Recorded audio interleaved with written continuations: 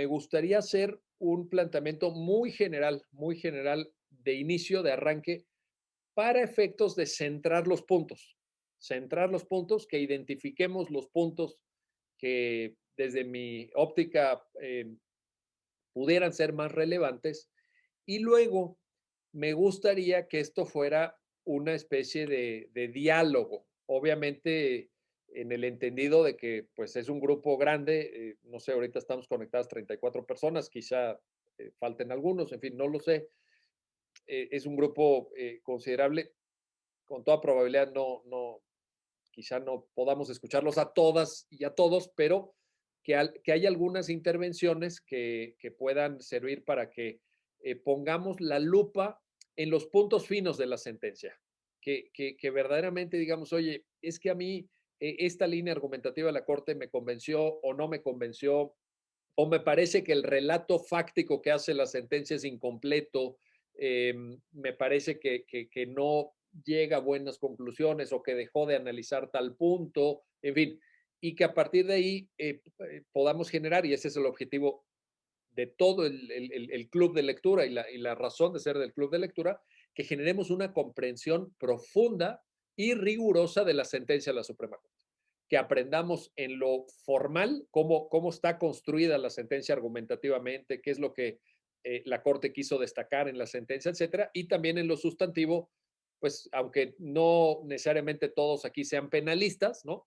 Porque es un tema de derecho penal, seguramente no lo son, pero sí la parte de los argumentos, por ejemplo, en esta sentencia, como ustedes, los que la leyeron, se acordarán, pues hay toda una construcción conceptual muy rigurosa, yo diría la más rigurosa que yo le he leído a la Suprema Corte sobre prueba indiciaria, sobre qué son los indicios, qué cualidades debe tener un indicio, qué tipos de indicios hay. Entonces eso, pues bueno, se aplica al derecho penal, pero se puede aplicar a otras materias. Se puede aplicar a otras materias porque la prueba indiciaria es aplicable a una diversidad de materias de áreas distintas propiamente de la penal. Entonces, un poco esa es la mecánica, ¿de acuerdo? Estamos bien hasta aquí, esa sería la propuesta. Pues estaríamos trabajando, si ustedes no tienen inconveniente y tienen energía y ganas, eh, pues tal vez una hora, tal vez un poquito más, en fin, ahí vamos viendo, ¿no? Ahí vamos viendo sin compromiso. Si alguno de ustedes se ve en la imperiosa necesidad de dormirse mientras yo hablo, bueno, adelante, no les puedo pedir que ya, además de que me hagan el honor de estar aquí, estén además despiertos, bueno, ya sería así, como exagerar, ¿verdad? Pero bueno, en fin, ahí hacen como que oponen ahí una foto ustedes, en fin, ya saben que ahí ahora en el Zoom hay muchos trucos, ¿verdad? Bueno, vamos a empezar. A ver, ¿cuál es el asunto? Vamos a revisar hoy el amparo directo 78 diagonal 2012. Es, una, es un asunto que promueve una persona que es sacerdote. Este dato es importante, es un sacerdote que ocupaba el cargo de director de nivel primaria en una escuela privada, una escuela importante en San Luis Potosí, en la capital del estado de San Luis Potosí. Esta persona enfrenta un proceso penal en donde figura como imputado derivado de los hechos que acaecieron el día sábado 20 de octubre de 2007. ¿Qué fue lo que sucedió ese día? En la escuela, es el Instituto Salesiano Carlos Gómez, una escuela muy prestigiosa allá en la capital de San Luis Potosí. Eh, Fue privada de la vida una alumna.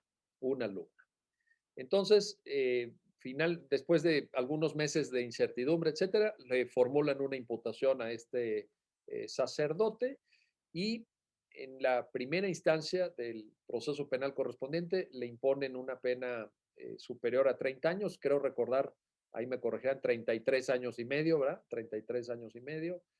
Luego, en la segunda instancia, la pena se ve ratificada, entiendo que se ratifica en sus términos y llega, promueve el amparo directo, pero el amparo directo es objeto de atracción por parte de la Suprema Corte.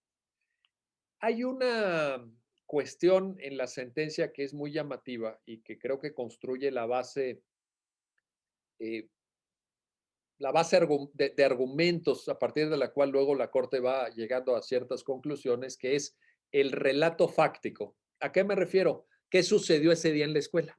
¿Qué sucedió?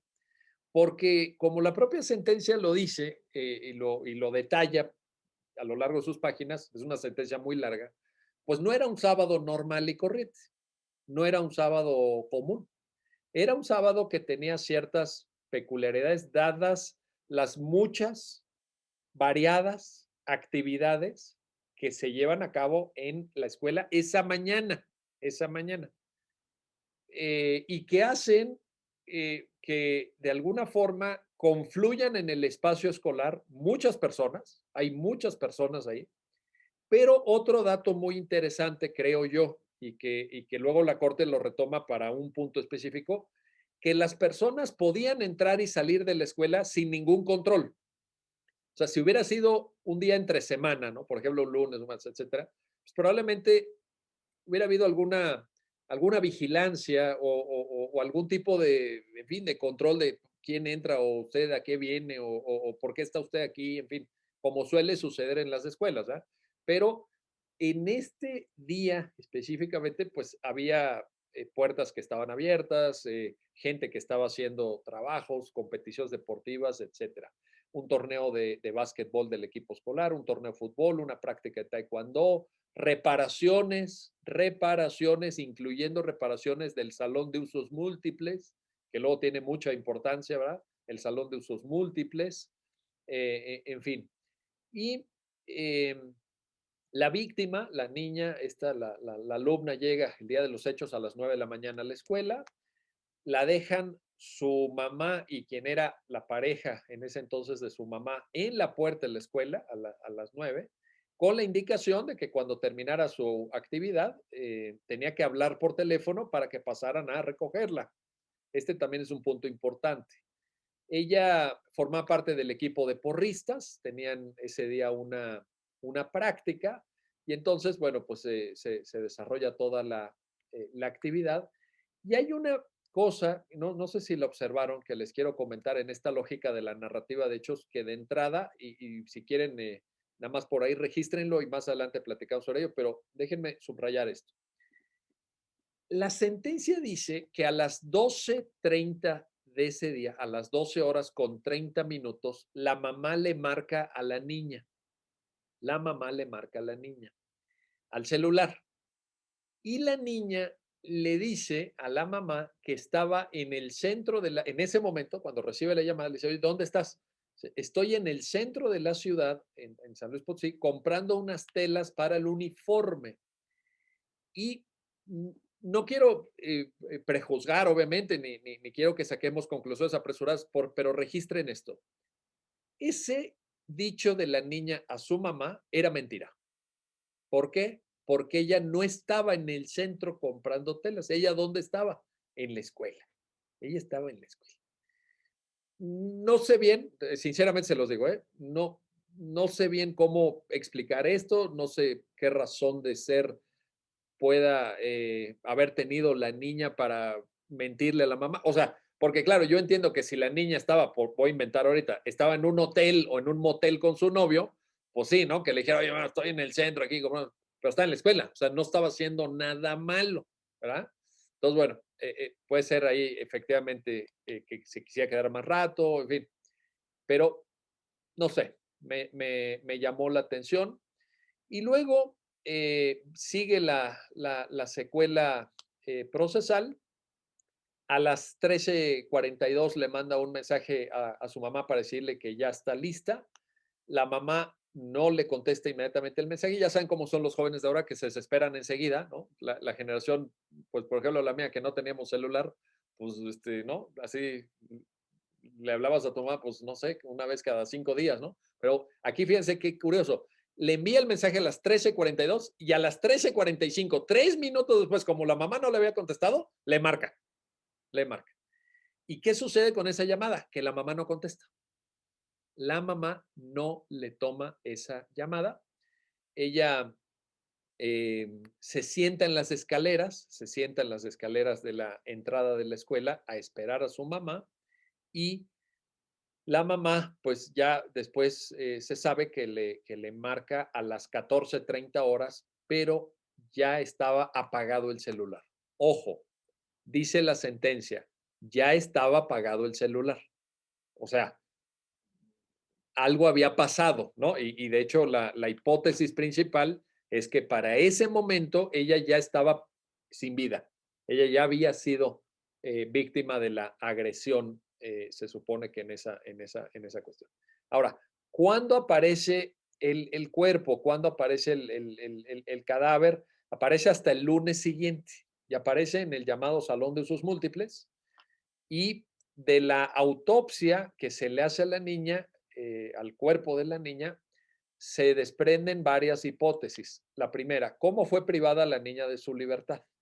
Bueno, ella fue agredida mediante un golpe con un objeto, ¿cómo se llama? Un objeto, ay, se me fue ahorita la palabra, Romo.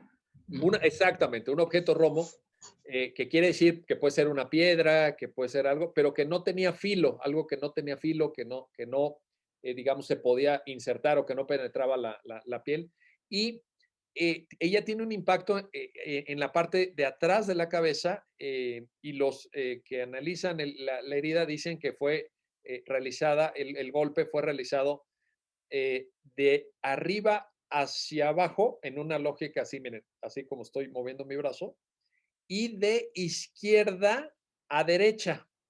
Entonces, se supone que la persona que llevó a cabo la agresión era zurda, porque normalmente cuando haces ese tipo de movimientos, pues quieres usar tu brazo, ahora sí que tu brazo bueno, tu brazo fuerte, porque pues, no es un golpe menor, no es que le vas a dar un golpecito, le vas a dar un golpe fuerte. Entonces usas tú, entonces, ¿qué se supone? Que eso indica que la persona agresora era, uno, una persona más alta que la víctima, porque el golpe fue obviamente en dirección de arriba hacia abajo, era más alto el victimario que la víctima, y dos, que era zurdo, ¿no? Entonces ahí hay una cuestión importante. Ahora, mano de metate, dice. Ah, bueno, muy bien, gracias David. ¿Cuáles son las pruebas que se aportan en contra del cura? ¿Cuáles son las pruebas? Bueno, son pruebas, todas ellas, lo que se llama pruebas indiciarias, o sea, son indicios, o sea, no hay pruebas directas. Ese es el problema del caso. Yo creo que la médula del caso es esa. Y entonces la corte, pues hace la pregunta, ¿verdad? Con puras pruebas indiciarias se puede alcanzar el umbral probatorio o la suficiencia probatoria necesaria para emitir una sentencia condenatoria en materia penal. O sea, ¿con eso basta o no basta? Y la Corte dice, sí basta, siempre y cuando los indicios tengan ciertas calidades, que ahorita vamos a ver cuáles son. Entonces, ¿cuáles son las pruebas de cargo? Los indicios, porque pues no hay más, ¿verdad? Víctima y victimario eran miembros de la misma institución educativa, o sí, una en calidad de alumna, el otro en calidad de directivo de la escuela. La víctima fue vista en las escalinatas de la escuela próximas a la puerta de la vivienda de los curas. Fue vista ahí, pues sí, hay varios testigos que la ven ahí, tanto alumnos como una figura que luego es muy problemática, que es la figura de la vigilante, ¿verdad? Los que leyeron la sentencia se acuerdan de esta figura que luego eh, modificó su testimonio y lo modificó. O sea, ella, esta es una figura bien interesante del caso, porque ella, esta persona vigilante de la escuela que va saliendo, la ve a la niña que está en las escaleras. ¿Por qué? Porque ella va saliendo de su turno. Ella se encamina por ese pasillo, eh, declara una primera vez, luego hace una segunda declaración y luego hace la tercera. Pero en la tercera, ¿cuánto tiempo pasa? ¿Cuánto tiempo pasa entre la segunda y la tercera? Un año, ¿verdad? Un año, un año. Este es un dato importante, ¿sí lo registraron? Esa figura es muy problemática. Entonces, pero, ¿por qué es importante reparar en esa figura? Porque es ella la que dice que ve a la niña, ya en su tercera declaración dice, es que yo vi a la niña en enfrente de la puerta de la casa de los curas, ahí donde vivían los curas. Porque antes había dicho, ahí, no sé, Amelia, Amelia de la Palma, ¿dónde estás, Amelia? Ya te vi. No sé si lo registramos bien o no, pero yo creo que en la primera declaración la vigilante sí dice que está la niña en la escalera, sentada, no que está enfrente de la casa de los curas, porque acuérdate que cuando la vigilante sale, se cruza con la niña, la niña estaba ahí sentada. Ahorita les voy a poner el croquis para que lo vean y lo explicamos. Bueno, ¿qué más? A ver.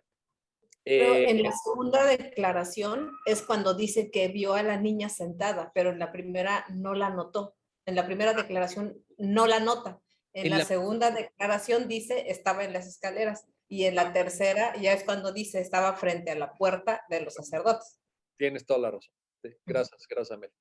A ver, luego, una prueba indiciaria adicional es que el victimario conocía perfectamente las instalaciones. O sea, se supone que, pues, era alguien que estaba cercano al entorno escolar porque, pues, el tema de dónde estaban ubicadas las cámaras, para dónde tenía que dirigirse para mover el cuerpo, porque se supone que el cuerpo, no, la agresión a la niña no fue en el salón de usos múltiples, sino que más bien se depositó el cadáver en el salón de usos múltiples, ¿no? Esa es una hipótesis. Entonces, el victimario conocía perfectamente las instalaciones.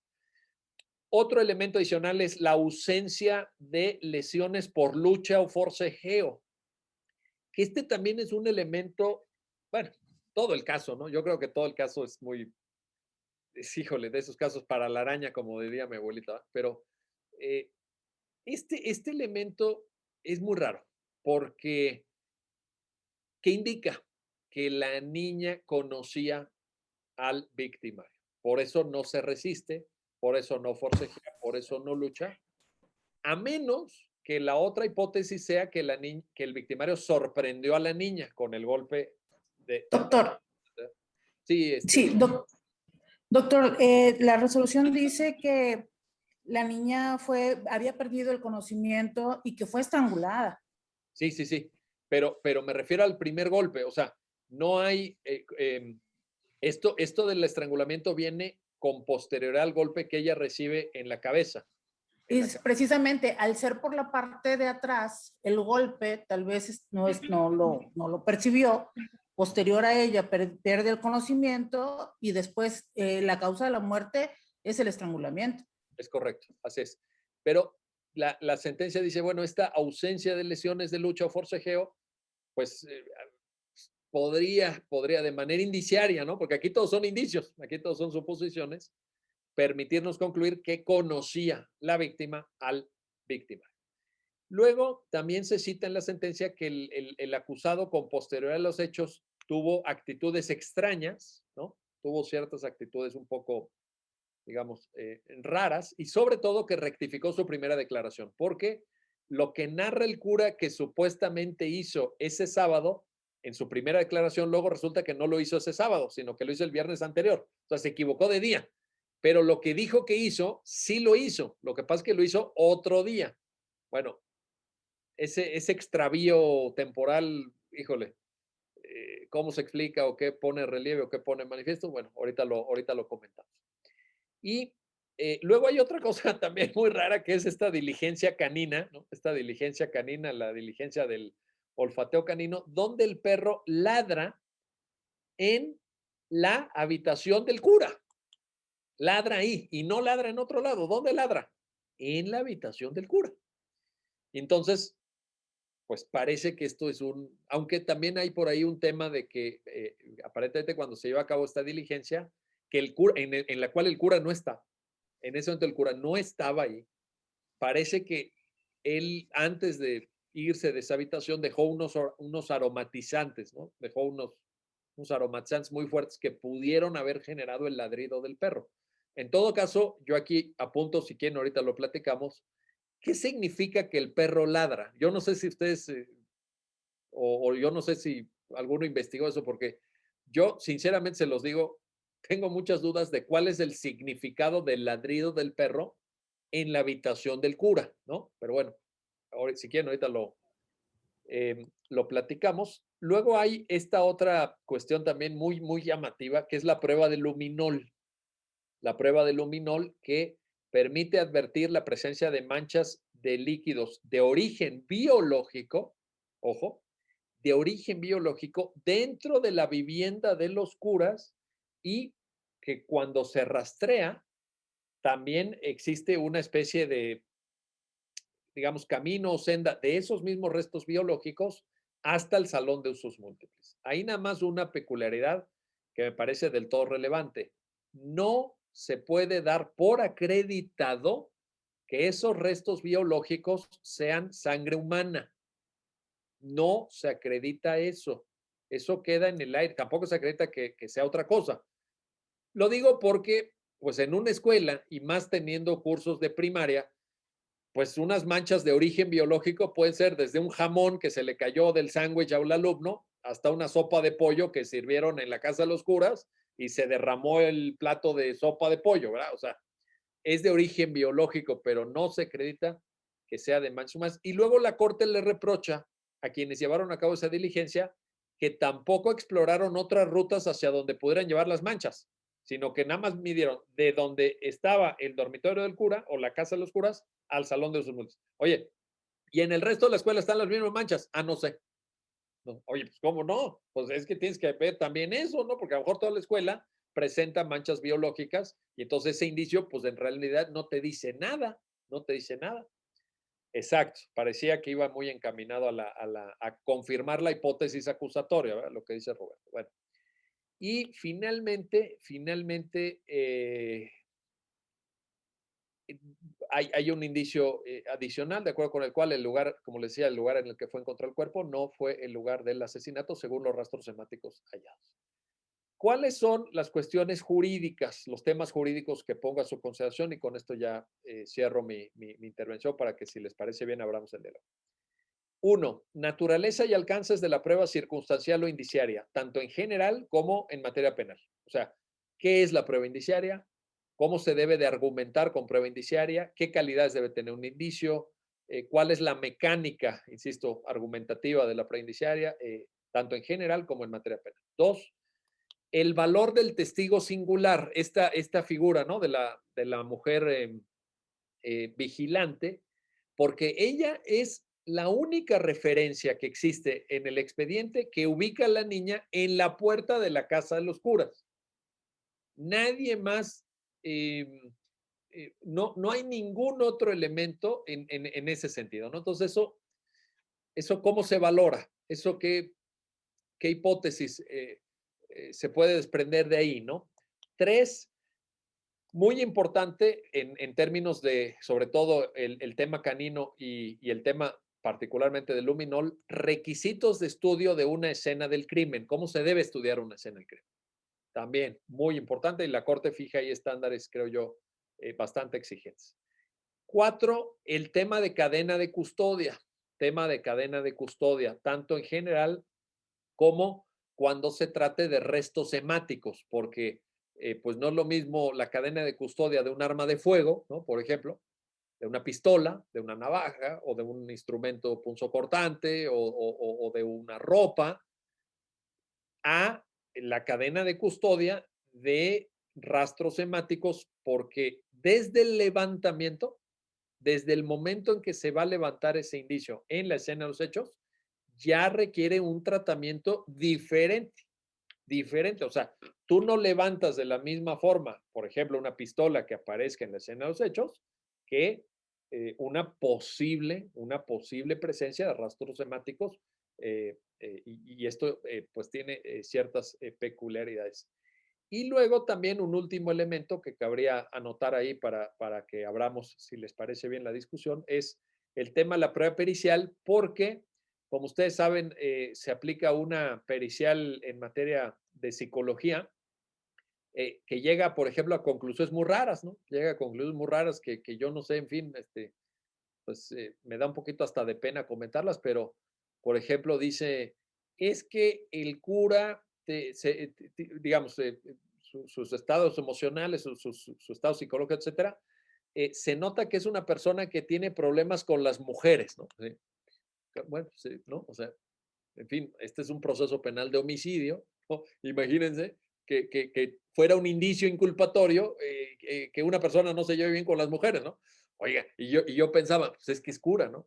Es cura. A ver, si tú te llevas súper bien con las mujeres, te encantan las mujeres, como hombre, ¿no? O te encantan las mujeres, no, ¿tú te vas a meter a cura? En fin, ¿no? O sea, como que dices, híjole, pues a lo mejor esa puertita no es para mí, ¿verdad? A lo mejor esa puerta no es para mí. Déjame, en la vida, que la vida te da 500 puertas para abrir, pues ¿para qué me voy a meter a la puerta de cura donde, pues si yo me llevo bien con las mujeres, me encantan las mujeres, me fascina estar cerca de mujeres, etcétera, pues no, ¿verdad? Bueno, entonces, eres cura y te llevas mal con las mujeres, pues híjole, pues casi viene en el requisito de la profesión, ¿no? O sea, no sé qué alcance tiene eso, qué alcance tiene. Y luego el perfil de la víctima también, ¿no? Hay por ahí un perfil victimológico muy extraño, no sé, tal vez deja traslucir que la niña tenía una mala relación con sus padres, no sé, en fin, habría que analizarlo. Bueno, esto lo dejo hasta ahí, pero quiero cerrar, si me permiten ustedes, voy a poner a su amable consideración que es el croquis. Yo pregunta, todos en el archivo que se les envió está este croquis, ¿verdad? ¿Ustedes tienen a la vista este croquis? ¿Lo tienen allá a la vista? ¿Sí? Por favor, les pido que en la medida de sus posibilidades, si no tienen ustedes inconveniente, pudieran tener a la vista este croquis porque quisiera, o bueno, o aquí mismo en la pantalla, si fueran tan amables de seguirme, nada más para que nosotros identifiquemos. A ver, voy a usar el cursor, no sé si se está viendo, espero que se esté viendo aquí el cursor en el Zoom. Es muy importante que ustedes vean esto. A ver, aquí está la entrada de la escuela, ¿de acuerdo? ¿Sí vamos bien hasta ahí o no? Sí, vamos. Ahora, quiero que se fijen, aquí hay unos escalones, aquí hay unos primeros escalones, aquí hay unos segundos escalones, siempre estamos en la planta baja, ¿eh? Todo esto es planta baja. Y ojo aquí, ¿qué hay aquí? La entrada, aquí está la puerta de la entrada de la casa de los curas. Entonces, se supone que la niña, lo sabemos porque había varios testigos, estaba, no tengo claro si estaba en estas escalinatas o en estas, pero en algún momento, según el dicho de la vigilante, aparentemente la niña se para y se regresa hacia atrás en el pasillo, porque la puerta está aquí. Aquí iban a pasar a recoger a la niña. Aquí está la calle, Fray Alonso de la Veracruz. Entonces, si la niña está sentada o en esta escalinata o en esta otra, quiere decir que la niña se regresa para adentro de la escuela, lo cual es un movimiento un poco raro, ¿no? Pero bueno, puede ser que alguien la haya llamado o en fin. Luego, otro dato importante es que esta vivienda, todo este es el área de vivienda, tiene una digamos, distribución con un comedor, una cocina, las habitaciones, etcétera. Y luego esta escalera sube y ya se llega a la planta alta. Y aquí esto es muy importante. ¿Por qué? Porque en la planta alta estaba la habitación del cura. Esta que tengo aquí es la habitación del cura. Aquí había una zona, digamos, de usos comunes, etcétera. Y dónde aparecen en la práctica del luminol. Esto es muy importante, fíjense en este detalle. Cuando se aplica la prueba del luminol, ¿dónde aparecen los restos de origen biológico que no sabemos si son sangre? No sabemos si es o no es, pero no podemos concluir que sí es. Bueno, ¿aparecen en la habitación del cura? No, aparecen en el área común. ¿Aparece algún rastro biológico, etcétera, en lo del cura? No. ¿Qué sucede en esta habitación del cura? ¿Qué es lo único que pasa de relevancia en el expediente? Que ladra el perro. El perro ladra al entrar aquí en esta habitación. Bueno, ahora regresemos a la planta baja de la vivienda. Observen esto. Hay una narrativa en la sentencia de aquellos, no sé si lo vieron, los famosos 19 minutos, ¿no? Los 19 minutos que van de las 14:01 a las 14:20. ¿Por qué esos 19 minutos son importantes? Porque a las 14:01 tenemos la certeza corroborada por varios testigos, entre ellos alumnos, que no tenían por qué mentir, ¿verdad? Alumnos de la escuela, que la niña estaba sentada en las escalinatas.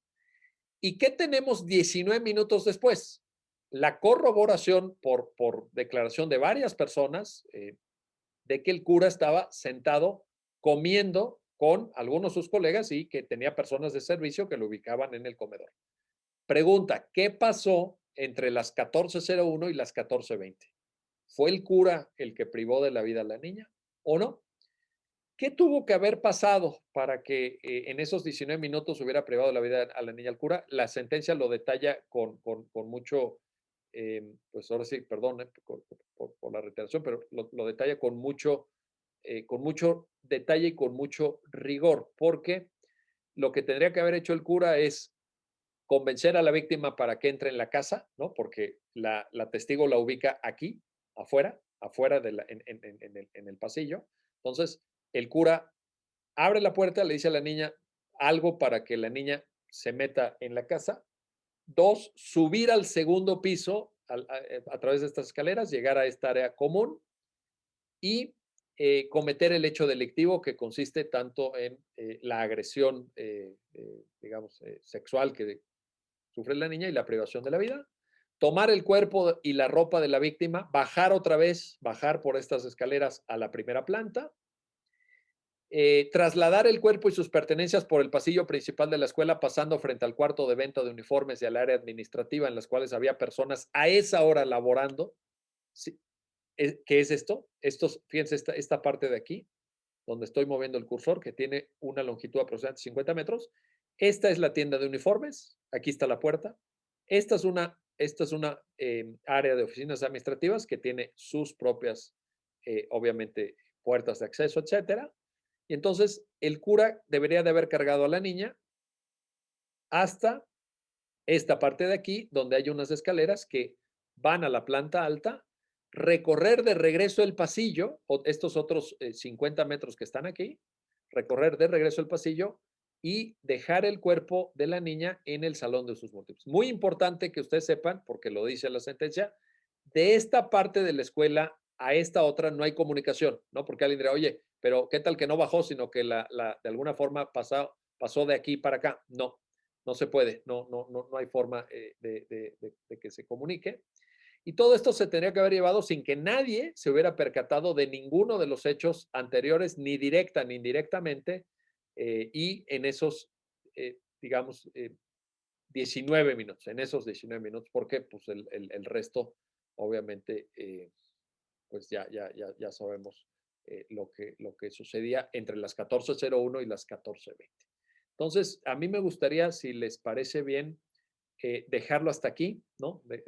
Yo en este momento detengo mi intervención y quisiera convocarlos a que de manera ordenada, porque repito, somos muchos, de manera muy ordenada, y como es la primera sesión, seguramente todos quieren participar, lo cual obviamente agradezco, pero de manera ordenada fuéramos viendo algunos aspectos llamativos. Entonces, no sé si alguno quisiera, en primer lugar les pregunto, ¿hay alguien que quiera añadir algún dato adicional a los que yo mencioné, que les parezca relevante y que no haya sido citado en esta primera exposición? Nada más para que como que me ayuden a alargar el hilo, ¿no? O a precisar el hilo argumentativo por si algo importante se me hubiera quedado ahí un poquito en el tintero. No sé si alguien quisiera en esta lógica.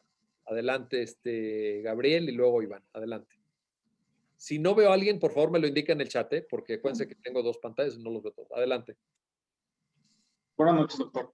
Yo creo que la teoría de los hechos que señaló es bastante concreta. A mí una de las cuestiones que me llamó la atención es, aparte del comentario de Chamarra Negra, que el papá de uno de la niña, si no me equivoco, había sido procurador de la policía de investigaciones en San Luis Potosí, si no mal recuerdo.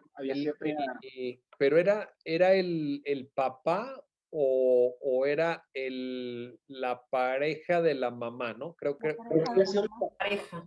la pareja o el papá, no lo recuerdo, pero sí. Me hace muy interesante la diligencia con la que se llevan a cabo estas investigaciones en base precisamente a la presión que pudo haber ejercido el señor, y eso pudo haber tenido un efecto sobre la investigación. porque si bien es cierto, parece muy buena idea lo de los perros, realmente es que no tiene ningún sentido. Yo creo que no hay ningún policía que lleve un perro para ver si ladra. Entonces yo creo que en el sentido común es bastante razonable y eso pudo haber generado cierta presión en la policía para que encontraran víctimas. Y aparte, no sé si recuerden, hay una parte donde se acusa públicamente al padre en los medios de comunicación sobre... ¿Al padre te refieres al cura o a...? Al cura, perdón, Sí. al cura, donde se acusa al cura públicamente y como que se hace ahí un cierto efecto corruptor que pudiera haber tenido trascendencia y haber trastocado con la investigación durante los hechos, que a lo que probablemente no se ve reflejado aquí en esta sentencia, pero que la manera en la que se desenvolvieron los hechos y que se investigaron los hechos, pues podrían dar un efecto corruptor en el procedimiento. Ok, muy bien, muchas gracias, Gabriel. Vi que levantaba la mano Iván Arce y les pido, perdón, antes Iván de que comparta su comentario, les pido que si alguno quiere intervenir y yo no lo veo, por favor me lo indique en el chat porque acuérdense que no los estoy viendo todos en la pantalla.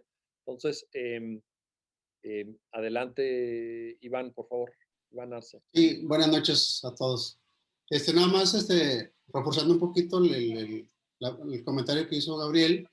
Efectivamente, como que el Ministerio Público se aboca o se enfoca en este sacerdote a partir de una denuncia pública que hizo un periodista de nombre Julio Ceballos, que públicamente en un medio local, un periódico específicamente, expresa que él está seguro que ese sacerdote en especial cometió el homicidio.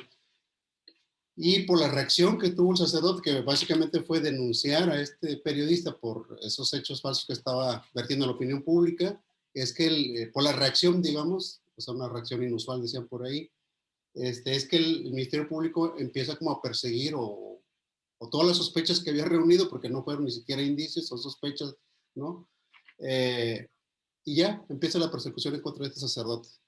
Correcto. Ese ciertamente es un tema importante que está mencionado en la sentencia y que yo luego aquí nada más, digamos, extra curricularmente o fuera del expediente, ya se los comento a ustedes ya aquí en lo particular.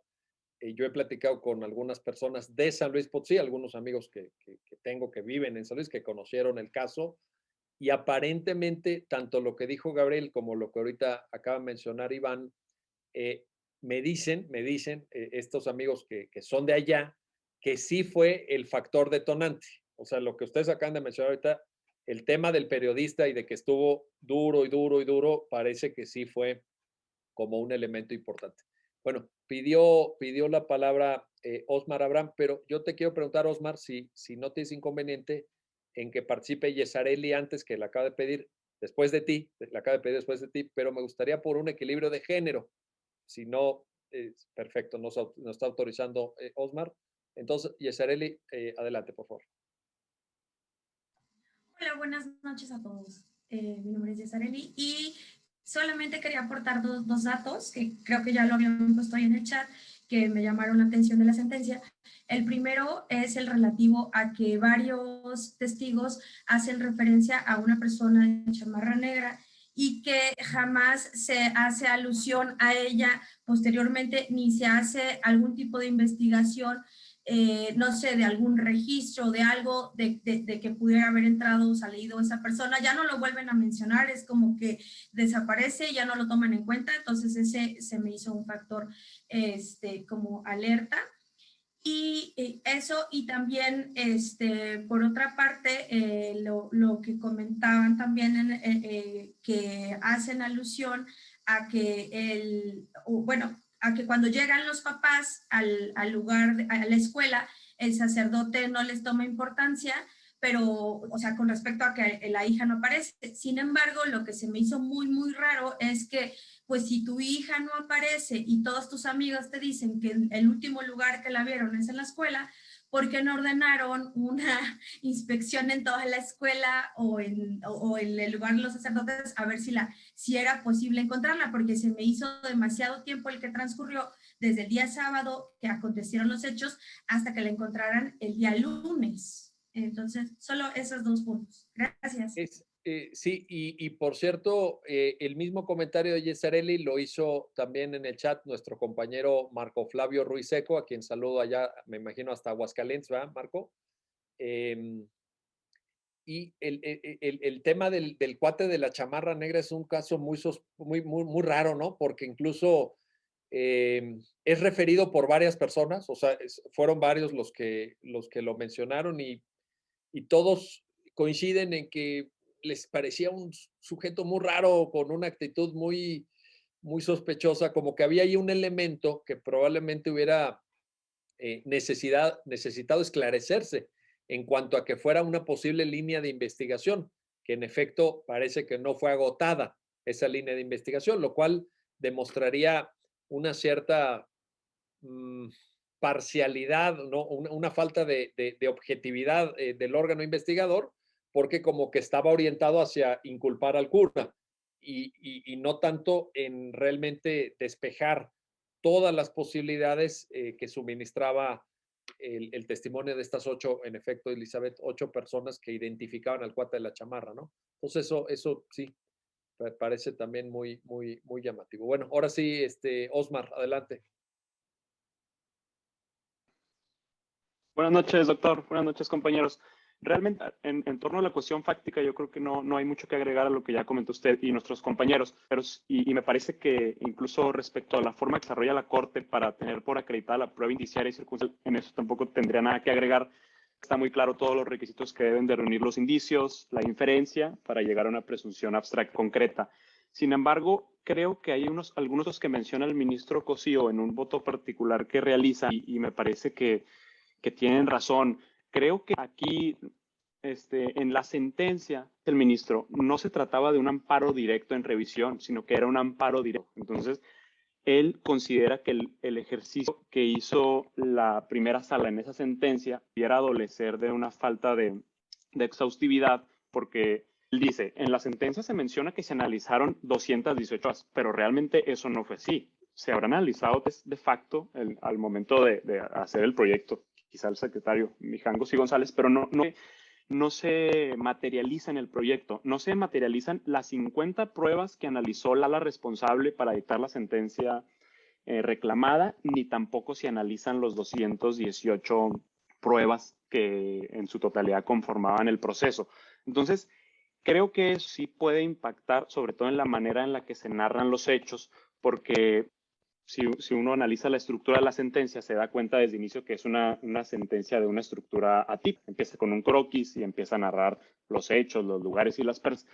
Y simplemente con leer esa narración, me parece que hay un tint donde de inicio, a priori, la sala parece como que le quiere dar mucha importancia a este personaje que mencionan compañeros, de chamarra negra, espalda ancha y cabello corto.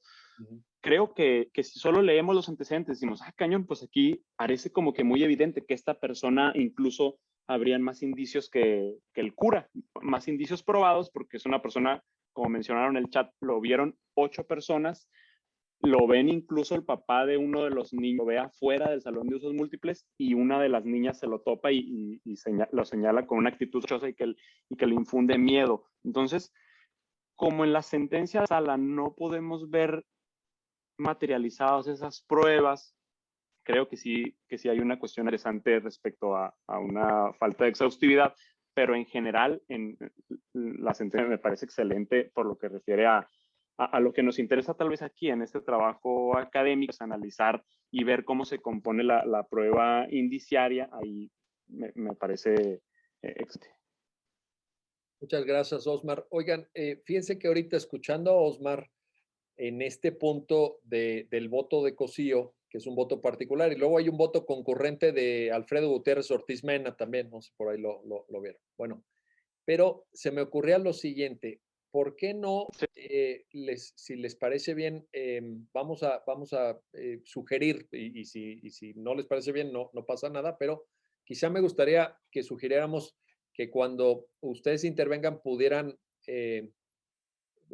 decirnos de qué grado son, porque aquí hay alumnos, digo, para que lo sepan, lo quiero poner de manifiesto, aquí hay alumnos desde licenciatura hasta doctorado del centro. porque hicimos una invitación abierta. O sea, yo lo que quería es que, pues, el que quisiera, adelante, ¿va?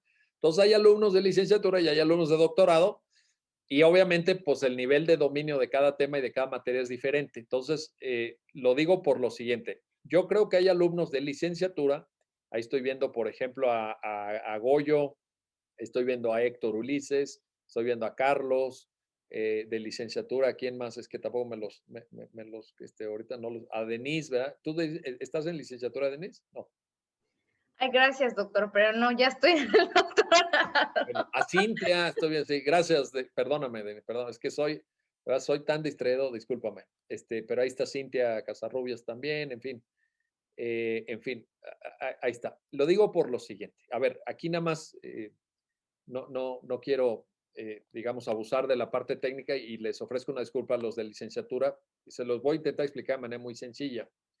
Es muy importante en relación a la intervención de Osmar, que me pareció extraordinariamente clara y atinada y muy inteligente su comentario, pero es muy importante dar un antecedente, que es que se trata de un amparo directo. Un amparo directo. Cuando los compañeros de licenciatura lleven la materia de amparo en la carrera, su maestro, con toda probabilidad, les va a explicar la diferencia entre un amparo directo y un amparo directo en revisión. ¿Por qué? Porque en un amparo directo, la Corte ejerció facultad de atracción. ¿Qué significa esto? Que ese juicio, en principio, tenía que haber sido resuelto por un tribunal colegiado circuito. Pero dadas las características del caso, dada la importancia, la relevancia, la trascendencia, la Corte le dice al colegiado, oye, no, mándamelo, a través del ejercicio de una facultad de atracción.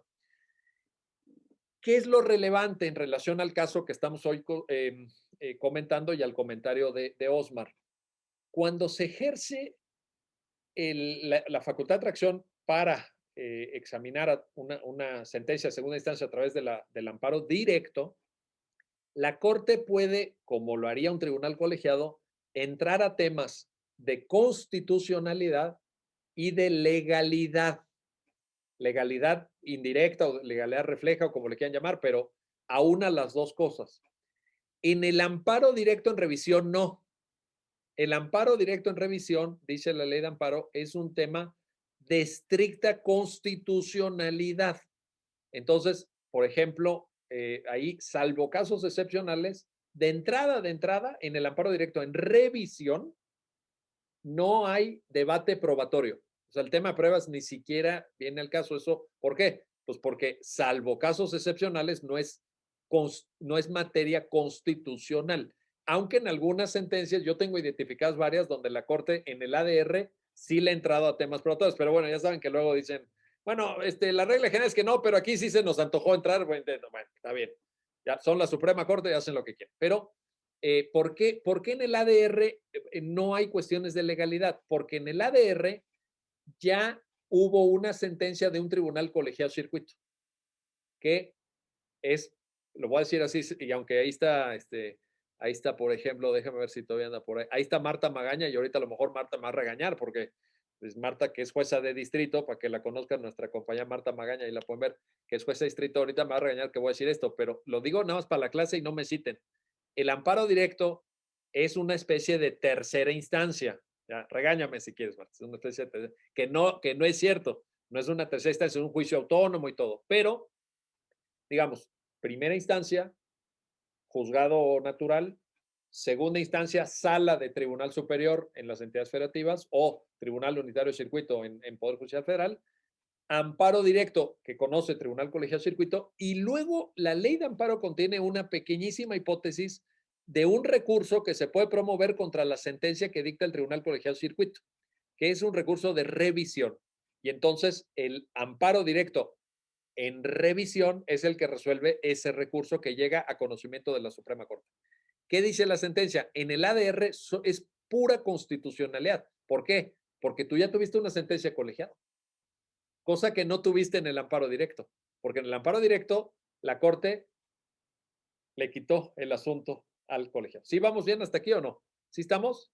¿Sí está claro o no? A ver, Marta, ¿qué dije bien y qué dije mal? A ver, porque me regañas aquí enfrente de todos.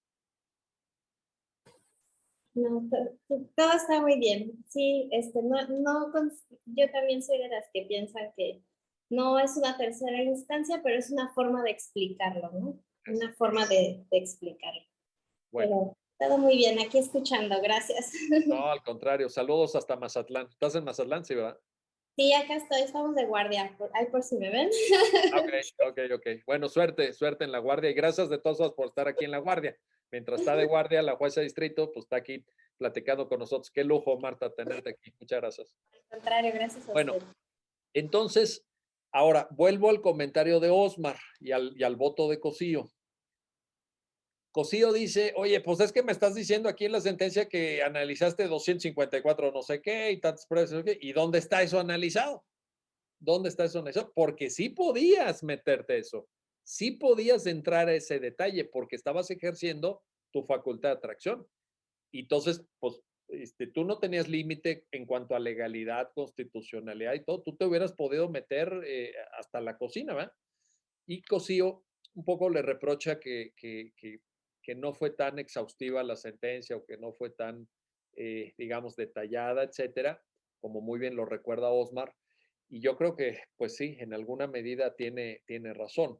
Ahora, lo entiendo, a ver, Osmar, si en esto coincidimos. Yo lo entiendo como que Cosío no es que les diga lo que analizaron no lo analizaron bien o no es que les diga si a lo mejor analizaste todo lo demás y no lo pusiste, no lo analizaste bien tampoco. O sea, ¿qué te quiero decir con esto? Que en el voto particular de Cosío no hay un solo elemento que diga que la conclusión a la que llega la Corte es equivocada. No sé si estamos de acuerdo, Osmar, en esto.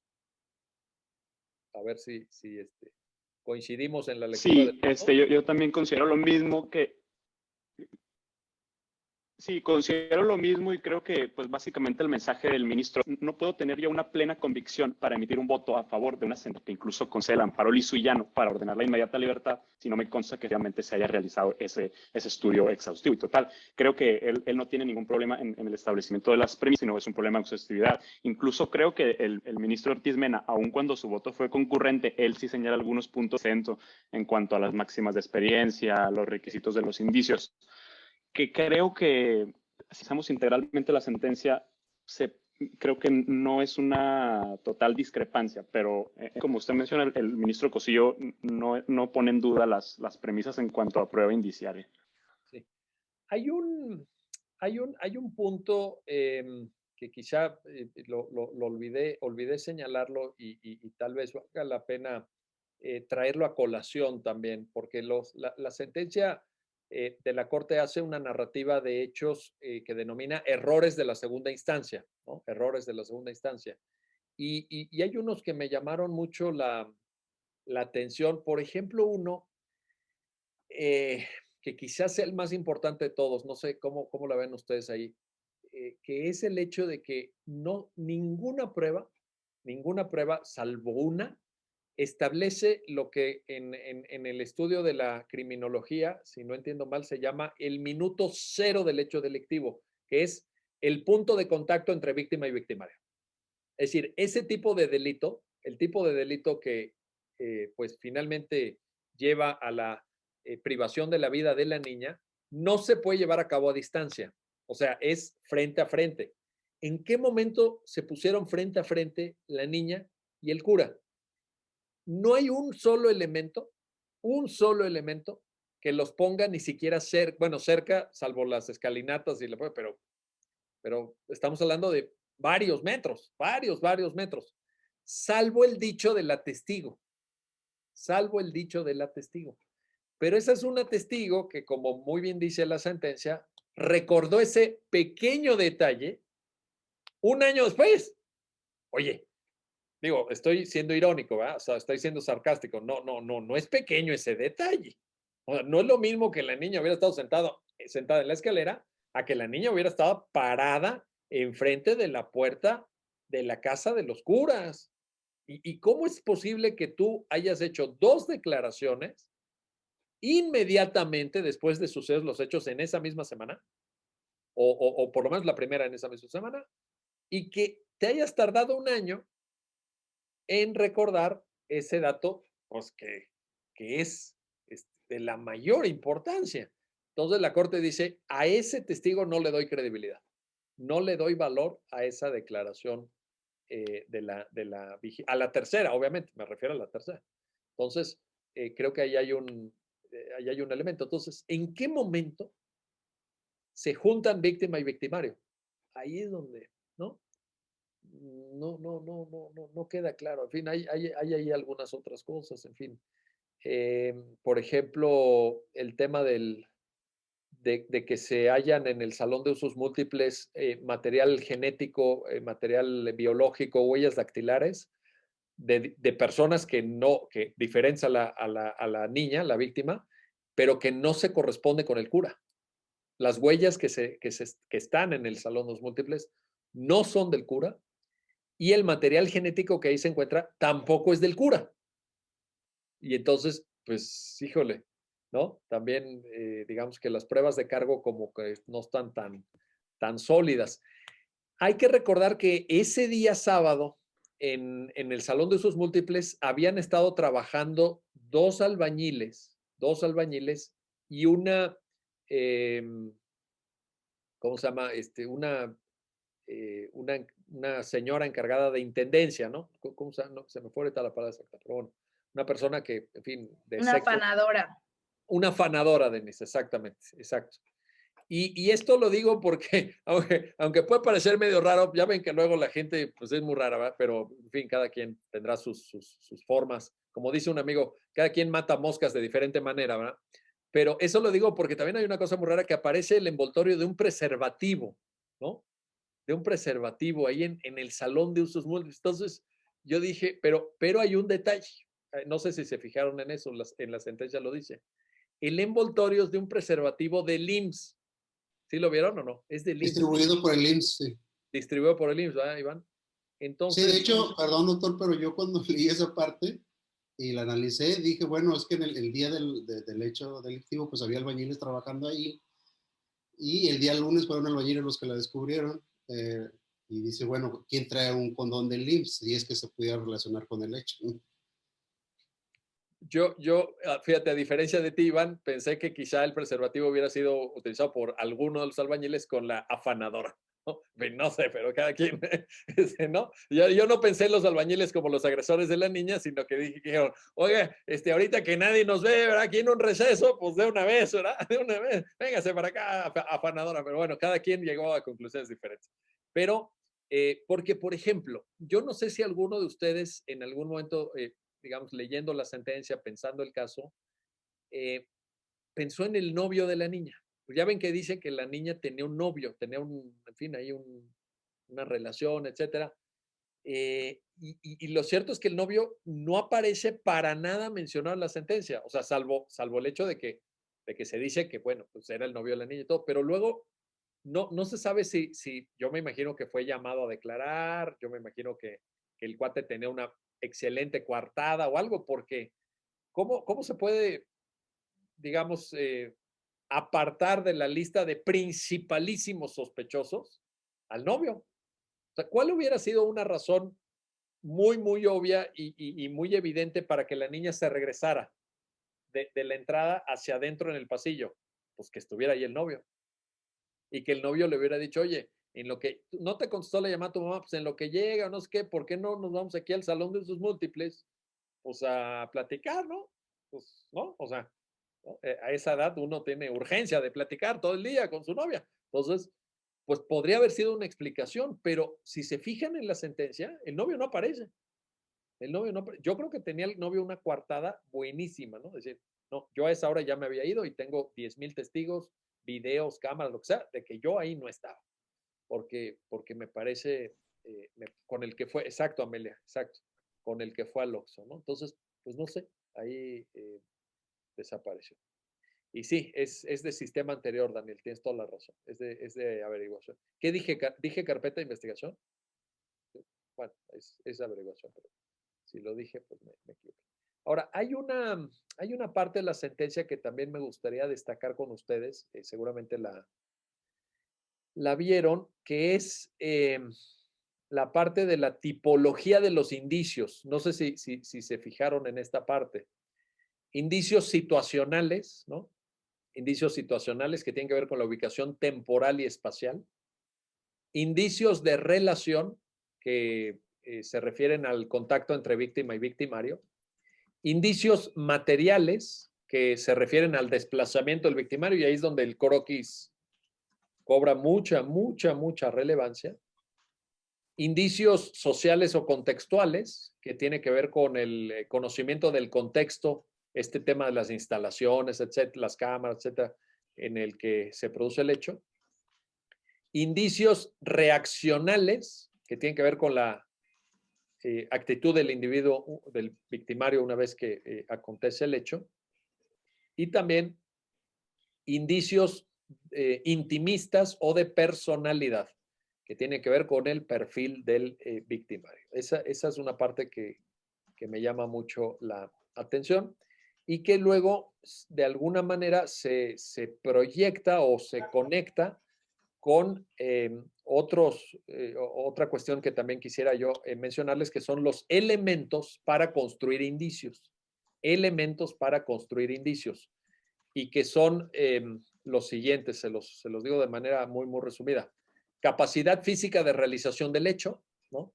Entonces, por ejemplo, si el cura, que no lo era, pero si hubiera sido de menor estatura que la niña, yo podría haber dicho que ahí se descartaba. ¿Por qué? Por la mecánica de la lesión de la cabeza de la niña.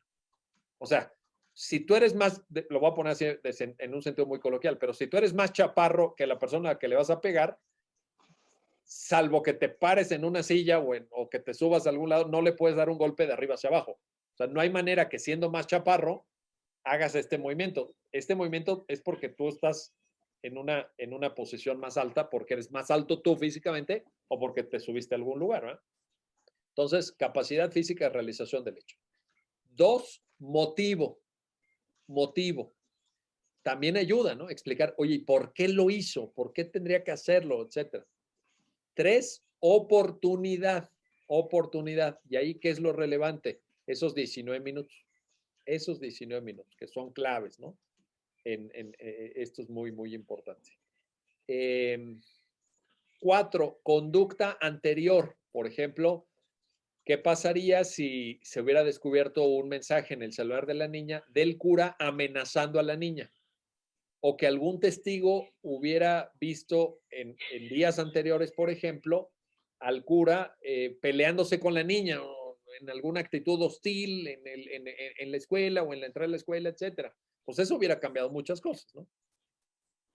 Conducta anterior. Y quinto y último elemento para construir indicios, conducta posterior. Entonces, aquí puede darse un sinfín de situaciones: ocultamiento, destrucción de pruebas. En ciertos delitos, no en este de homicidio, pero en otros delitos de corrupción, por ejemplo, cambio de posición económica, transacción con la familia de la víctima para que no digan nada, ¿no? Oye, les voy a dar dinero, pero por favor ya no digan nada, ya váyanse, etcétera. Fuga, en fin, hay una serie de cuestiones que creo que también vale la pena tomar en cuenta. Exacto, exacto, Lisbeth dice, no se conoce. Entonces, ahí es cuando uno dice, híjole, pues es que todos estos indicios están muy, digamos, están pues muy sueltos, ¿no? Muy sueltos. A ver. Perfecto, sí. Muy bien, Osmar, tienes razón. Ajá. Correcto, muy bien. Ahora, y yo les dije que participaran ustedes y ya nadie levantó, tienen que participar, yo quiero escucharlos a ustedes, pero déjenme añado un elemento más. Muy importante que nos puede servir para otros casos. ¿Qué requisitos debe cumplir un indicio? Porque la Corte dice, ¿se puede emitir una sentencia condenatoria en materia penal con puros indicios? Sí, siempre y cuando los indicios tengan las siguientes calidades, que son las 4 que ahorita voy a enumerar rápido. La primera, deben estar acreditados con prueba directa. Los indicios se deben acreditar con prueba directa. Entonces, siempre me gusta, y quienes han tomado en la maestría, ya hemos visto este caso, recordarán que siempre me gusta poner este ejemplo. Supongan que encuentran este celular que ahorita tengo en mi mano en el lugar de los hechos. Dicen, oye, pues es el celular de Miguel Carbonell, está en el lugar de los hechos. ¿Qué significa que mi celular aparezca en el lugar de los hechos? Que probablemente el dueño del celular estuvo ahí. Ese es un indicio. Pero ¿cómo se comprueba y acredita que este es mi celular? Bueno, pues eso es lo que hay que probar con prueba directa. Por ejemplo, si se aprueba que es mi celular porque tiene mis huellas, pues tiene que ser una pericial dactiloscópica. ¿La pericial es prueba directa? Sí. Entonces, esa prueba directa acredita, ¿qué acredita? La existencia del indicio. La existencia del indicio. No varía el valor simplemente indiciario de que el celular se haya encontrado en la escena de los hechos. Pero lo que sí sabemos con certeza es que las huellas del celular son mías. Eso sí lo sabemos con certeza. ¿Por qué? Porque eso fue acreditado con prueba directa. ¿Sí está claro? ¿Sí vamos bien? Primer elemento de los 4 que la Corte exige. Segundo, los indicios deben ser plurales. Los indicios deben ser plurales, no aislados. Es decir, debe haber una pluralidad de indicios. Debe haber una variedad de indicios. No basta con un solo indicio. Por ejemplo, el perro ladró. Bueno, ¿y eso qué?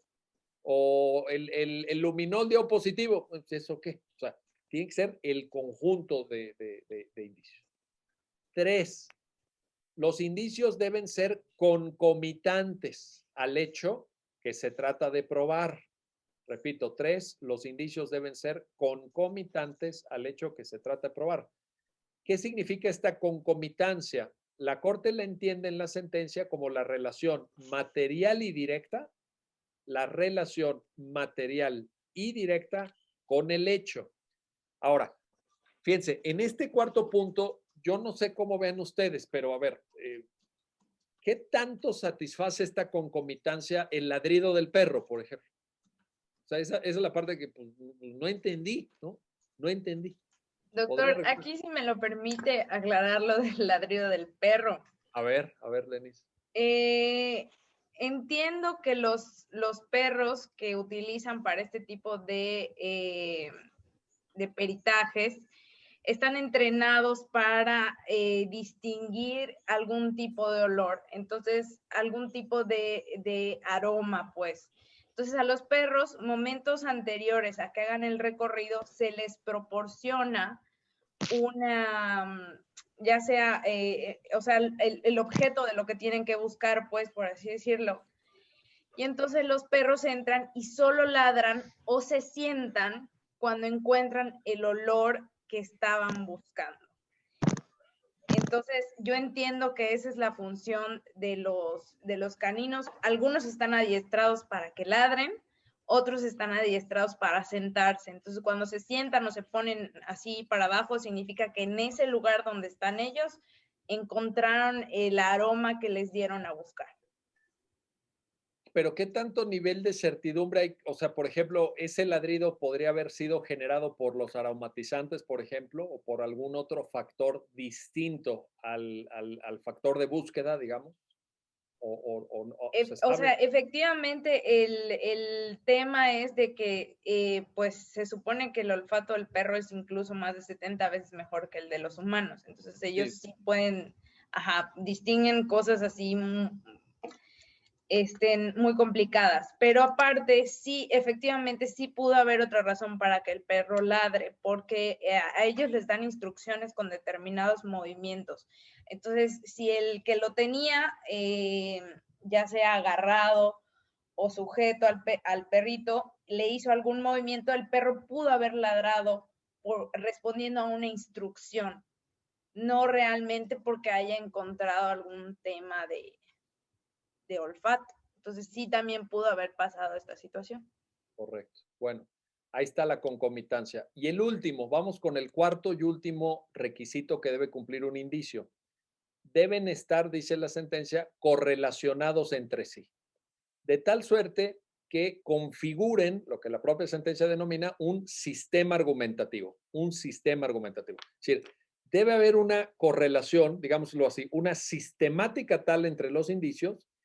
Lo voy a decir de manera muy coloquial, que al final la mirada sobre el conjunto de indicios es como si tú estuvieras viendo un puzzle terminado. Un puzzle, ¿qué quiere decir un puzzle terminado? Que todas las piezas se embonaron, que todas las piezas se encajaron. Entonces, a lo mejor una pieza, como en el puzzle, pues no te da toda la perspectiva, no te da toda la mirada, pero cuando todas las piezas se embonan, ahí es cuando termina el puzzle. Y ahí es donde ves la imagen que el puzzle está reflejando. Y esta sería el cuarto requisito. Menciono otra vez rápidamente porque lo pide Estefanía y lo hago con mucho gusto.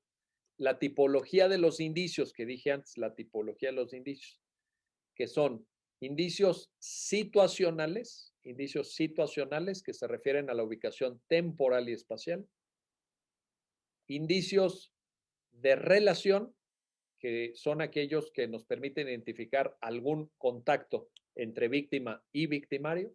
Esa sería la segunda tipología, digamos, o el segundo elemento de esta tipología. 3, los indicios materiales que en el contexto de la sentencia y por la relevancia que tiene el tema del pasillo y el salón de los múltiples se entienden como desplazamiento del victimario. Cuarto tipo de indicios, los indicios sociales o contextuales, que se refieren al conocimiento que se pudo haber tenido y pues como el cura trabajaba ahí y vivía ahí, pues sí es relevante, el conocimiento, repito, del contexto en el que se produce el hecho. El conocimiento del contexto en el que se produce el hecho. El quinto tipo de indicio son los llamados indicios reaccionales, que son aquellos que se vinculan con la actitud del victimario, que ya lo dije, puede ser anterior al hecho, posterior al hecho, etc. Y finalmente, el último tipo de indicios relatados en la sentencia, que son los indicios intimistas o de personalidad. Indicios intimistas o de personalidad que tienen que ver con el perfil del victimario. En relación, también ahorita para apuntar también hay un detalle sobre los indicios contextuales, porque en el fuero común, en las dos sentencias de primera instancia, se dice, es que el cura conocía muy bien la escuela, conocía muy bien la ubicación de las cámaras, conocía muy bien ciertos elementos, etcétera. Pero la Corte añade algo que a mí me parece muy relevante y que, si bien es cierto lo que acabo de referir por cuanto a la narrativa que pudo haber construido la primera y la segunda instancia, ese día en específico, el conocimiento del contexto no te servía de mucho. ¿Por qué? Porque ese día había muchísima gente. Y obviamente, pues imagínense lo que es una escuela con niños de primaria, con niños de secundaria, que no le hacen caso a nadie, ¿no? Que de repente se va la pelota básquet y van atrás de ella, que de repente necesitan ir al baño y se van corriendo al baño, que de repente se equivocan y se van para el otro lado. Entonces, pues sí, tú dominabas el contexto, pero habiendo tanta gente, tantas actividades, etcétera, pues ese contexto lo conocías, pero no lo dominabas. O sea, no dominabas para dónde se iba cada quien. Entonces ahí también hay el gotcha, efectivamente. O sea, ¿no? Eso puede ser leído de dos maneras diferentes. Ahora, me llama la atención, no sé si repararon en eso, el tema de las cámaras, porque ¿quién revisa las cámaras? ¿Se acuerdan quién revisa las cámaras? ¿Sí se acuerdan o no? ¿Quién revisa las cámaras? A ver, Rafael Saldívar, ¿quién revisa las cámaras? Las cámaras las revisa unas personas que llevan, unos ingenieros. Primero llegan los policías, le piden la información, le dice que él no puede proporcionar esa información. Posteriormente llegan aparentemente son policías de investigación que quieren los videos, pero no saben ellos obtener los videos y llevan a un ingeniero que es el que hace toda la mecánica o todo la copia de las cámaras. Pero hay algo muy importante que a mí también me llamó mucho la atención. Esas cámaras o esa parte de las cámaras estaban cortadas, muchas partes, y decían que era porque enfocaban y grababan. Eso no es cierto, aunque enfoquen y graben, aún sigue habiendo, alguien manipuló las cámaras. Sí. Y el único que las tocó en primera esencia fue el ingeniero. Entonces es un punto importante que yo creo que pasamos de alto, pero el ingeniero fue el que manipuló en todo momento las cámaras. Oye, y te quiero preguntar, Rafael, si lo recuerdas, o Nicolás, o en fin, quien quiera. Creo recordar que en una de esas diligencias que citas ahorita, Rafael, participó el padrastro. Porque acuérdate de lo que decía. ¿Fue su solicitud? ¿Verdad que sí? Así es. Pero estaba él ahí, ¿verdad, Nicolás? Estaba él ahí cuando se da él es el que hace la solicitud. Él es el que solicita ver los videos. Así es. O sea, sí hubo una participación del padrastro, pues, en este tema de cámaras.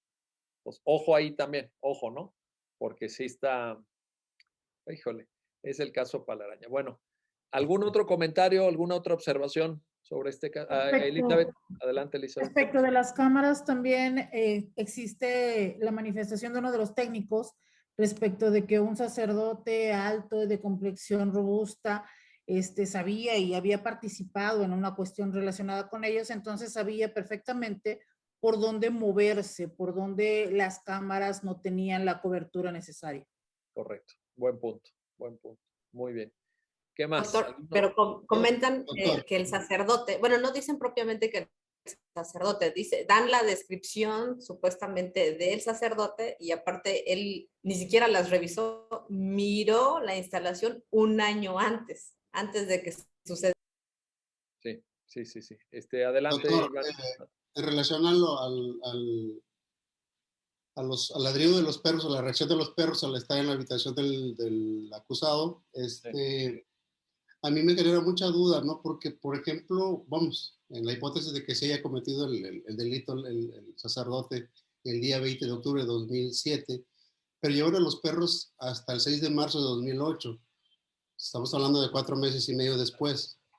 Entonces, si era el sacerdote, una persona muy ilustrada, con conocimiento de que había cometido un crimen tan grave como ese, pues yo creo que lo primero que iba a hacer era como limpiar cotidianamente la habitación, de manera tal que cuando se llevaron a los perros para la práctica de esa prueba, pues no patearan nada, ¿no? Okay. Buen punto. Bueno, pues si no hubiera nada más, con eso ya nos vamos acercando al final. Estaba ahorita revisando rápidamente mi agenda que tengo aquí en el celular. Creo que estamos convocados para la siguiente sesión, no sé si quisieran ustedes corroborarlo, el 11 de octubre, lunes 11 de octubre, no sé si estamos en lo correcto. Y tenemos la sentencia esta tan famosa, ¿verdad? Tan famosa, pero les va a servir leerla por muchas razones, porque ha sido muy mal entendida, que es la de la demanda de daño moral por infidelidad, ¿no?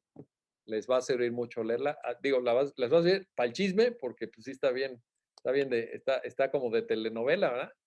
Pero además porque yo tengo la impresión de que ha sido muy mal entendida, o sea, hay gente que ha criticado mucho esa sentencia y ha criticado mucho a la Suprema Corte sin haber leído la sentencia. Entonces, cuando uno ya lee la sentencia, digo, sí hay cosas polémicas, ¿no? Sí hay cosas que dices de repente, ¡ay, hijo!, ¿no? Así, caray, ¿no?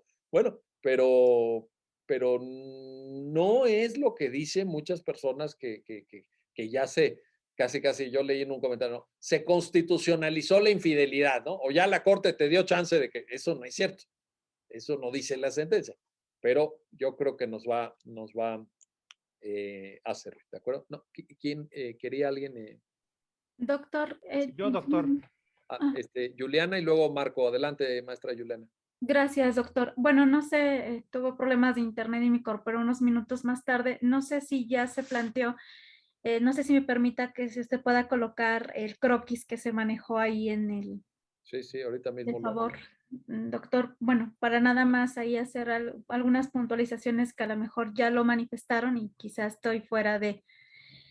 Aquí, bueno, usted comentaba ahorita el procedimiento, toda la situación, lo que se llevó en el supuesto análisis de cómo se dieron los hechos entre el sacerdote y en este caso la víctima.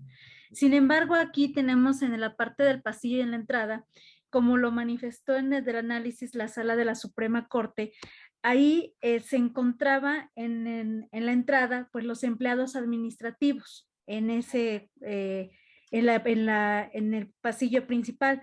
Ahí mismo también estaban lo que comentaban los compañeros, los ayudantes del arquitecto, y ellos justo se encontraban en las zonas que conducía en este apartado a la zona principal, toda esta zona principal. También, obviamente, usted ya lo mencionó hace un momento, había una cantidad de alumnos, puesto que había mencionado un partido de gotcha, que ya lo mencionó un compañero en el texto, y pues también esto se encontraba cerca del pasillo principal, o sea, había demasiados alumnos, demasiados integrantes, y también una serie de personas que estaban ahí. Pero también hay algo muy importante, que el portón de la puerta, bueno, el portón, perdón, del ingreso al colegio, no había una vigilancia estricta, no había un control para el ingreso y de entrada y salida de las personas. Entonces de ahí, pues se pudiera manejar esta situación de que en el plantel como tal seguridad no había. Ahí mencionaban lo de la situación de la persona esta, de la chamarra negra, pero fue una situación muy, sí fue relevante, pero que lamentablemente no fue tocada como tal en el análisis de la sentencia. Ahora bien, esto es relacionado con las cámaras, que también ya lo mencionaron los compañeros y que fueron de cierta forma, pues, alteradas, se llevó a cabo algunas de ese tipo de situaciones. Miren, en lo personal, mi observación que ahí no me genera una relación directa, gracias doctor, entre la víctima y el sacerdote, un contacto directo, precisamente por el número de personas que estuvieron ahí en el lugar de los hechos y por la simple conexión que existía en la habitación del sacerdote y el pasillo y el traslado del cuerpo hacia el salón de usos múltiples, y sobre todo el análisis que manifiesta la sentencia de esos famosos 19 minutos y la forma en cómo se fueron los pasos a seguir, cómo se fueron desarrollando uno por uno. Hay una situación ahí que en lo personal, bueno, a mi criterio, pues no encuadra respecto también a lo planteado, por ejemplo, por un oficial que mencionó 3 declaraciones, o sea, él fue llamado a declarar y en las 3 declaraciones que tuvo bien a comparecer, en las 3 hizo menciones, bueno, argumentos totalmente distintos a la realidad, ajenos a. Y otra situación que también ya comentaron fue, perdón, es la prima, que en el caso aquí la prima que se percató de esta situación, que hizo una declaración un año después, y entonces esto va relacionado con los indicios de relación y que ahí manifestó la Suprema Corte que se estaba manejando una violación al principio de inmediatez. Entonces, son muchas situaciones ahí, sobre todo en el croquis que usted nos muestra y que nos está integrado ahí en la sentencia. No cuadran los tiempos, no cuadra la situación del traslado de la víctima, del cuerpo. Si bien es cierto que con este líquido, el revelado químico luminol, pues al momento que lo arrojan en la habitación del sacerdote, no se encontró ninguna reacción, no hubo ninguna reacción como tal, sino donde sí hubo reacción fue cuando se aplicó en el pasillo. Entonces, como que desde ahí se desconecta la situación que daba a entender en la hipótesis que manejaban que todo había comenzado en la habitación del sacerdote, cuando en realidad, de acuerdo, ahí es un indicio material, pues no cuadra esa situación en virtud de que ese líquido pues no tuvo ninguna reacción dentro de la habitación. Y reitero, por el número de personas que se encontraban ahí, por el número de minutos que fue el traslado, hay muchas situaciones que quedan ahí la moneda en el aire para realmente aterrizar si efectivamente el sacerdote tuvo que ver o no en la, bueno, en la situación que fue señalado. Gracias, doctor. Gracias, maestra Juliana, y un saludo hasta Tlaxcala. Gracias. Adelante, Marco, ya para terminar, en 2 minutos terminamos. Adelante, Marco. Doctor, bueno, nada más para agradecerle estupenda la charla, buenas noches a todos los compañeros, y para ver si nos pudiera cerrar con broche de oro, muchos ya saben la anécdota que usted nos contó del secretario proyectista, creo que sería un gran cierre. Gracias, doctor. Qué bárbaro eres, qué bárbaro eres. Oye, es que yo no pensaba porque quería hacer un ejercicio, todo lo voy a hacer y a lo mejor nos tomamos un minuto más, pero Es que hay una anécdota que efectivamente en algún grupo de maestría, ¿verdad, Marco? Yo creo que fue en la maestría, ¿verdad? Que lo conté. No, en el máster, doctor. En el máster y en la maestría, sí. Exacto. Bueno, va para todos los demás. Ya creo que ya varios ya se la saben, entonces bueno, va para todos los demás. Javier Mijangos es mi amigo desde hace muchos, el secretario proyectista, lo vieron en la sentencia. Y además es profesor del centro. Nos ha coordinado el diplomado de Derecho de Familia. No sé si alguno de ustedes tomó clase, en fin. Dio clase también en el grupo que tuvimos en Morelia. La verdad es que ha estado muy cercano. Ahora menos porque se hizo tan famoso su despacho que ya lleva tantos asuntos el despacho, ya tiene tantos clientes que ya no nos pela, ¿no? Ya dice, no, ya no tiene tanta disponibilidad académica, obviamente, Javier. Pero un día me contó una anécdota en relación a este caso buenísima. Resulta que sale la sentencia, sale como ustedes ya saben que terminó, en fin, con la votación que terminó, y pasan como 3 meses, se ordena la inmediata puesta en libertad del cura, como está expresamente señalado en la sentencia, pasan como 3 meses y de repente estaba Javier un día trabajando en su oficina en la corte, tocan la puerta, o creo que su secretaria le dice, oiga, vienen a hablar con usted, doctor. Ay, ¿quién es? Y pues era el cura. Y fue a verlo a Javier. Y entonces Javier lo recibe. Javier me dice, pues estábamos solos el cura y yo, ¿no? Estábamos solos ahí los dos, en mi oficina, el cura y yo. Y fue una visita muy breve, de 5 o 8 minutos cuando mucho, pero el cura básicamente le dijo, oiga, pues muchas gracias, ¿no? Muchas gracias, porque pues yo ya me veía 30 años en la cárcel, yo ya estaba, realmente pensé que esto ya pues era para el resto de mi vida y pues gracias al trabajo que usted hizo aquí, pues lo que la corte resolvió, pero yo sé que fundamentalmente quien llevó el peso del análisis del expediente fue usted y que usted fue una persona decisiva para que yo obtuviera mi libertad. Y todo, bueno, total, ahí le echó un rollo. Se va el cura y Javier, y esto me dice Javier, dice, me quedé con una sensación, me dice, no sé explicártelo, no me pidas que te lo explique, pero me quedé con una sensación, con un feeling, con un sentimiento de que sí la había matado a la niña el cura. Hijo de la... No, esa es la para la araña, para que todavía le sumen más, a lo complicado del caso.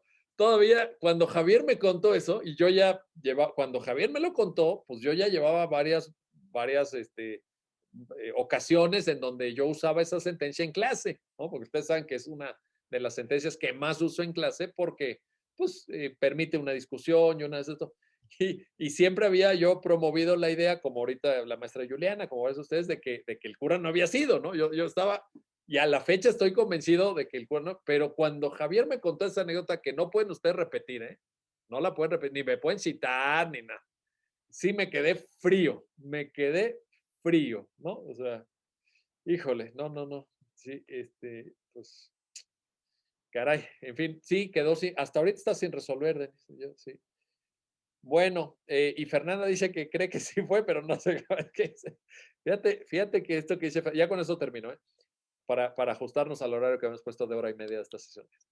Fíjate que eso pasa mucho en el derecho. A mí me pasa mucho con clientes, Fernanda, que yo, digamos, por lo que tú sabes del caso y todo, dices, se me hace que pasó esto, pero no lo puedes probar. No lo puedes probar. Y esa es una cosa que cuando te pasa en tu ejercicio profesional es muy frustrante. Es muy frustrante. Porque tú, pues finalmente todos, ¿no? Somos seres humanos, tenemos intuiciones, pero como jurista, el ser humano, cuando se pone la capa de jurista, pues tiene que probar. Y si no pruebas, no hay nada. Si no tienes pruebas, no tienes nada. Entonces, es muy frustrante, es muy frustrante. De ahí la relación de los indicios con las pruebas directas. Claro, sí, no, totalmente. ¿Sí? Es que con eso lo amarras, con eso pero, en fin, pudiera ser lo que dice Fernanda. Y algo como súper común que pasa, desgraciadamente, es la falta de buenas investigaciones. Ah, no, bueno, eso sí. Eso sí, porque, por ejemplo, no se pudo acreditar que la sustancia que da positivo en el luminol era sangre porque ya habían pasado 5 meses. Y entonces el puro ambiente, la limpieza, etcétera, va degradando la sustancia, va degradando la calidad y se sabe que es de origen biológico, pero no se sabe qué. Exacto, es lo que le decía, a lo mejor era sopa de pollo, o a lo mejor era el jamón que se le había caído del sándwich al alumno, o a lo mejor era orina del alumno que se orinó ahí en el pasillo, bueno, o a lo mejor sí era sangre, pero no lo sabemos por qué, por una mala investigación. En México no es infrecuente. Yo creo que más adelante vamos a analizar el caso ¿cómo se llama? Espérame, Iván, el del feminicidio de Mariana Lima. De Mariana Lima, y ahí lo van a ver claramente.